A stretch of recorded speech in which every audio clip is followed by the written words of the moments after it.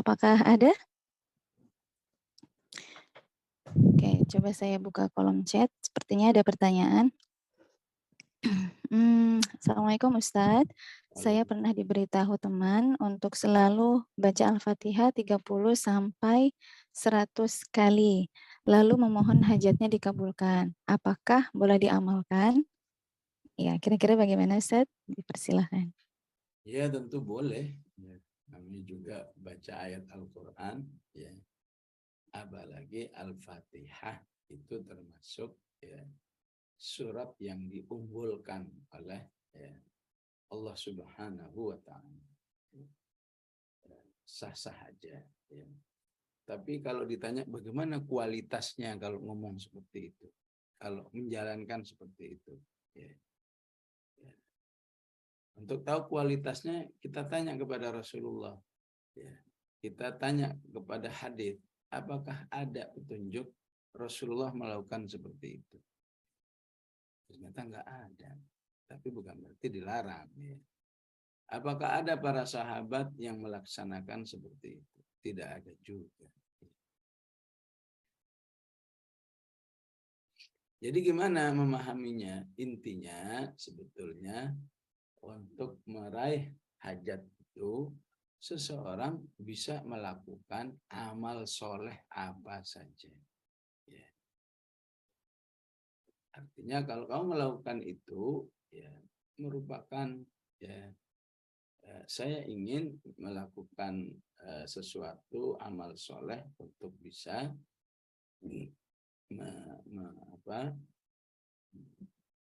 mendapatkan hajat itu. Artinya membaca Al-Fatihah yang merupakan istihad itu jangan difahami ini satu-satunya yang bisa mendapatkan hajat itu. Ya. Apalagi ketika kamu harus meninggalkan amal soleh yang lain. Ya. Demi mendapat hajat, misalnya baca Al-Fatihah 30. Tapi misalnya puasa sunnah nggak dikerjain. Ya. Padahal tidak mustahil dengan puasa sunnah itu hajatmu juga dikabulkan oleh Allah. Ya. Ya. Karena ingin dapat hajat, baca 30 kali Al-Fatihah. Tapi katakan menghatamkan Al-Quran ya, sebulan 2 kali misalnya. Nggak dilakukan, yang jelas-jelas ada contohnya. Qiyamul Lail. Ya. Siapa bilang bahwa baca Al-Fatihah 30 kali itu lebih unggul dari Qiyamul Lail? Nggak bisa. Ya. Jadi kalau mau sebuah amal istihadi itu sifatnya pelengkap. Ya. Qiyamul Lail udah, puasa sunnah udah. Ya. Dzikir ini, dzikir itu sudah dilakukan oleh Rasulullah sudah. Masih kurang, ya silahkan beristihad. Ya. Bukan dengan menganggap ya, istihad sebuah amal itu lebih unggul dari yang sudah ditegaskan oleh Rasulullah. Ya. Hati-hati karena di dalam dunia begitu ada istilah ijazah. Ya. Jangan sampai kata ijazah itu membuat kamu apa yang dijelaskan oleh Al-Quran dan Sunnah menjadi KW istilahnya.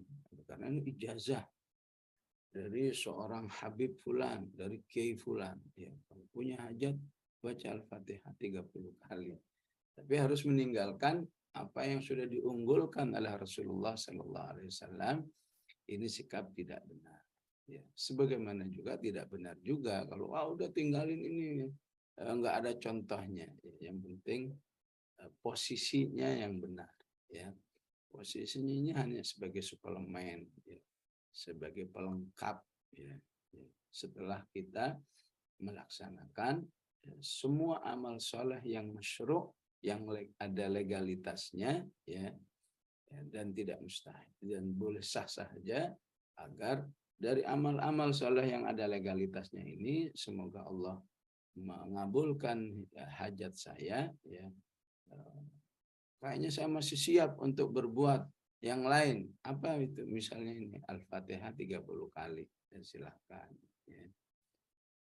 Baik, Allah alam. Ya, Masya Allah. Mungkin itu ya jawabannya. untuk Mbak Hani Bams ya.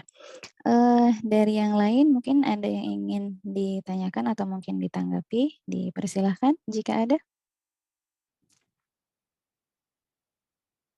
Iya, silakan Mbak Alisa, mungkin ingin bertanya langsung dengan Gurunda, dipersilahkan. Baik, Assalamualaikum warahmatullahi wabarakatuh. Waalaikumsalam warahmatullahi. Afwan izin bertanya, bagaimana jika dalam kondisi di forum rapat, gitu ya, peserta rapat itu tadi kan penjelasannya kan para rasul dengan bayanat, dengan penjelasan gitu ya, dengan dalil. Nah, kemudian terjadi adu argumentasi lah begitu ya, kekritisan lah berdasarkan kekritisan para peserta rapat tersebut. Nah, kemudian kaidahnya kan tentu mungkin ya salat kaidah isar begitu ya, itu lebih diutamakan, dan kemudian Allah juga akan menolong ya setiap hambanya yang sedang beristihad gitu ya dalam kebaikan tersebut. Cuman untuk muhasabah dari masing-masing pribadi begitu, apakah kekritisan atau adu argumentasi ini bisa dipahami bahwa mungkin ya dari salah satu pihak tersebut memang kurang fakih gitu, Ustaz. Gitu. Artinya orang tersebut harusnya bermuhasabah gitu ya, bahwa memang beliau kurang fakih, berarti masih harus terus ya berproses gitu. Dan bukan lagi tentang pemahaman ya, bukan lagi tentang fahmunya gitu, lebih ke kefakihannya gitu. Karena kalau memang kurang kefakihan kan berarti ada tendensi bahwa Allah memang menolak ya pemikiran dia, kekritisan dia dan seterusnya. Mungkin itu Ustaz pertanyaannya. Wallahu alam, jazakumullah khair Ustaz. Ya, memang dalam forum rapat itu adabnya ya semua harus ikhlas karena Allah Subhanahu wa Ta'ala.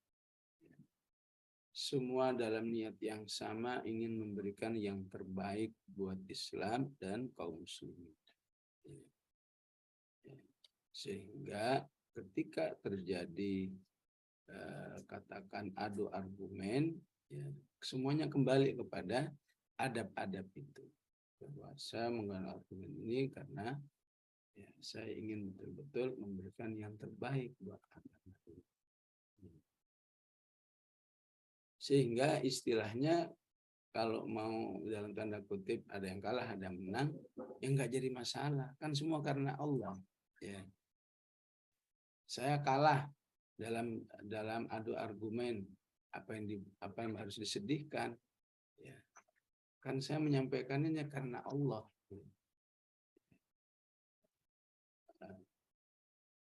Kan niat saya juga sudah baik. Ya.